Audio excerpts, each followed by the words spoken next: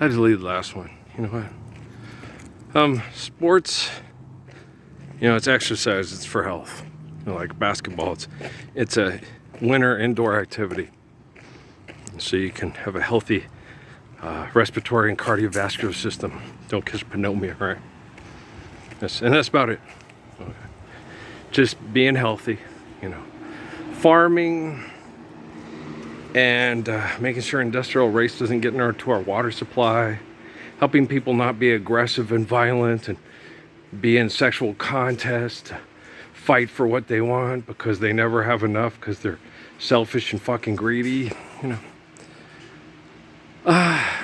So we need to look at things a whole new way. A whole new world, a new fantastic point of view. Now that we're way up here, it's crystal clear. I'm not making fun. I like Peabo Bryson. And is that Regina Bell? Who sings A Whole New World with? Is it Peabo Bryson? I mean, I can't remember. I know the other two kids that sing it who play Jasmine, and I don't know their names. Maybe I'll look it up. You never know. So, and they do the guys, they both do their own singing, the people that do, it's not like, you know, the kid from SVU being the voice of the kid and Johnny Osmond sings for him, you know, like Bollywood movies and shit. Really funny. That ain't real American, Shirley Father Counts and Americans. And that's not Sid's voice. Sid don't sing like that. Okay, so, wow. You have to have people sing for your asses, huh? Dick Van Dyke sang for himself. Poor Julie Andrews had to sit there for 4 hours for him to get it right. Sitting there trying to sing a song and hold the tune in the middle of the night, but couldn't get it right. Right? When she sang, okay, when he did the Old Bamboo, it didn't matter because he didn't have to sing with Julie Andrews. The hills are alive, I have a wonderful voice, please keep up, right? Yodelady, right? No, Julie Andrews had a really good voice, you know. Yeah, oh my gosh, yeah, really good voice. Yeah, it was a good singer. The first three notes just happened to be do, re, mi, fa, sol, la, ti, do. It's Law. My first serious girlfriend and fiance. Okay. Her name was Yolanda, but she went by Law. Okay. I really liked her name. Her name was Yolanda Denise Gillard. Gillard, that's how you say it, Gillard. They called it Gilliard, is what they called themselves. But the actual pronunciation of their name is Gillard. Okay, it's French. Okay, Gillard. And I don't even say it right. I have to ask the Risa Shea Kid and the Alex and Remy Berry and Jonathan. How do you say my first wife's name? Okay. Fabre. Ami Suzanne Fabre. Okay, that's my second wife. Okay. Stephanie Lang, that's not French. Okay. But her last name Gilliard because she was adopted by her uncle and her aunt. She went by Hughes, but as far as I'm concerned, Steffi is a Henry. Okay, Steffi's a Henry. Because as far as I'm concerned, you know, Stephanie's father is Shelby Henry from Nacogdoches, Louisiana. Okay. Yeah, that's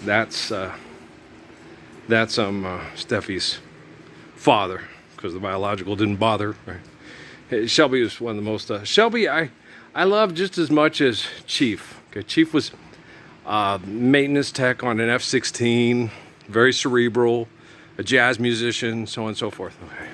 Shelby was a dyslexic man that really loved football, but it didn't take him past high school. He didn't get to make it in the college ranks because he was dyslexic.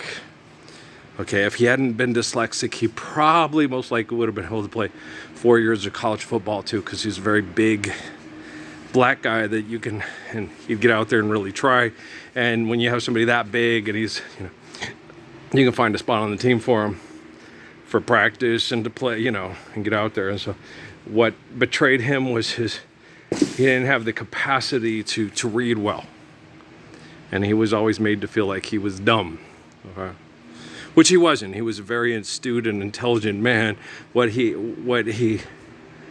didn't have as far as book smarts and stuff, he made up for in hard work and common sense and a big heart. Okay? And he was very different than Chief. You know, me and Chief have way different conversations. Shelby, you know, no, Elvis is his mama's got part black. And Elvis loves it. And his mama cried. So he starts to roam the streets at night and he learns how to steal. And that was Shelby. And you didn't fight with him. It was like Niagara Falls. Don't say Houston Oilers, Abbott. No! Right?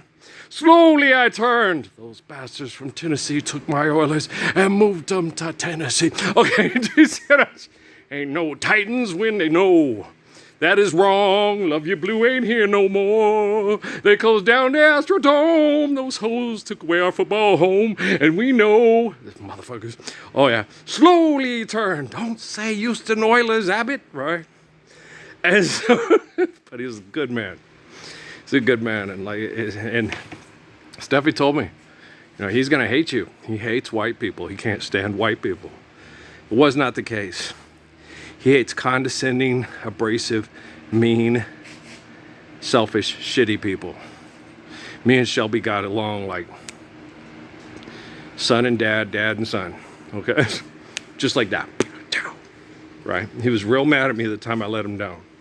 Well, because Trish's brothers tried to talk me into going to the bar because, you know, hey, you're Lon and Steffi and I was like, no, I ain't like that. And they were like, come on, go to the bar. No, my wife's pregnant at home. I don't go to the bar. And definitely not when you got a pregnant wife at home. Yeah. And they all made a bet and they lost because, you know, you can't talk this guy into going to the bar on his pregnant. He's a little Molly Mormon husband. Yay, Molly Mormon husbands. Yes, we're the best, right? And so he tried it in Houston. And Steffi got so mad because they bet like $5 or $20. I can't remember how much they bet. But by the time it was done, Trish was in the kitchen, and he had to take his money. He goes, Earl, we men folks close together. You let me down, Earl. He said, you know, I could take him to the bar to meet all the guys and hang out with my friends at the bar where I take Trish to show her off have her get all dressed up and show her off on Friday nights. No. Okay. No. Daddies don't go to the bar with the, you know. That's just the way I was raised. I was raised Mormon, right? And I have no offense to it. Well, the main reason why is because my grandpa did it to my dad and his mother, and it just was not tolerated in my house, right? And so when you get a lot of these people that claim to be like the religion of the Hebrews, okay, and they nothing like the religion of the Hebrews. Okay? We're not self-righteous assholes. We don't put on a show for the way we flow. We don't judge nobody, you know, because in the Bible, you know, when Noah had to lock his own family out the ark and they landed and he had his kids and then he let some stuff got fermented and he took it and made it into booze, got drunk and got naked and passed out. And the one kid, oh, Dad, shameful, blah, blah, blah, and all the other kids. Dad had to lock his brothers and sisters out of that boat and listen to them pounding on those crazy sex icons, you know, looked up at that boat and looked up and said Noah, and they cried, right? And so it was really hard on Noah. He got drunk. And if anybody had an excuse to get drunk to try to forget about life for a while, it was our father, brother, son, uncle, you know, whatever you want to call him, Noah, right? If anybody had a right to get drunk, it was Noah of the ark, right? Because he had revelation, was able to save his wife and kids that obeyed him and listened to him. But all the people that were too smart for him, Noah, you're too stupid to be the Messiah. The Lord isn't talking to you. You're not cool enough. You're too much like Jim Carrey and not enough like Chris Hemsworth or Tom Brady. You have that lick of LeBron James in your ass, Noah. God, you're even almost a little bit like Don Knotts or something like that. Oh my gosh, right?